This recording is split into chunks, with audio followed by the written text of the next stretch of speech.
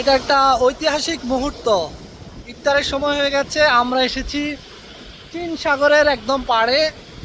যদিও আমরা যেখানে উঠেছি আমাদের হোটেল থেকে চীন সাগরের পাড়টা খুবই কাছে, 100 থেকে 150 কিলোমিটার, 150 মিটারের দূরত্ব হবে। আমরা আজকে সিদ্ধান্ত নিয়েছি যে এই সমুদ্র পাড়েই আজকের ইফতারটা করবো, ইনশাল্লাহ রোজা রেখেছি। আমি যে শহরে আছি, এই যে শহরের পাশেই সমুদ্র তীর।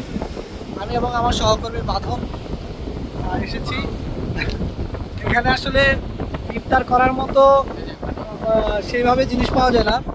খেজুর নিয়ে এসেছি, আমাদের ঢাকা থেকে আসার পথে সময় আমরা খেজুর নিয়ে এসেছিলাম, আর পানি। এরপরে এখানে সমুদ্র পাড়ে ইফতার করে তারপরে হচ্ছে আমরা কোনো একটা রেস্টুরেন্টে বসবো, সেখানে হালাল খাবার পেলে আমরা খাবো।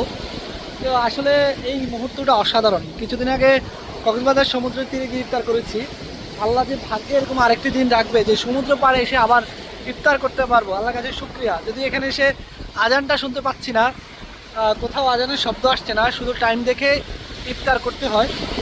এখানকার স্থানীয় সময় 7টা 5 মিনিটে ইফতারের সময় হয়ে যায়। তো আমরা ইফতারের মধ্যে একটা খেজুর খেয়েছি, ইফতার করবো ইনশাল্লাহ, ইফতার করছি। তো কী বলবো, অনুভূতি আসলে ভাষায় প্রকাশ করার মতো নয়। চীন সাগরের পাড়ে কখনো আসবো জীবনে আসলে কল্পনাও করিনি। আল্লাহর কাছে শুকরিয়া, আল্লাহ এই জায়গায় নিয়ে এসেছেন। অফিসের অ্যাসাইনমেন্ট করার জন্য এসেছি।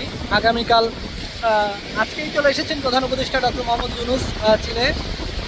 আগামীকাল তার বৈঠক আছে, এরপরে চীনের প্রেসিডেন্টের সঙ্গে তিনি দ্বিপাক্ষিক বৈঠক করবেন। আশা করছি এই বৈঠকে বাংলাদেশের নিশ্চয়ই কিছু অর্জন অবশ্যই আছে।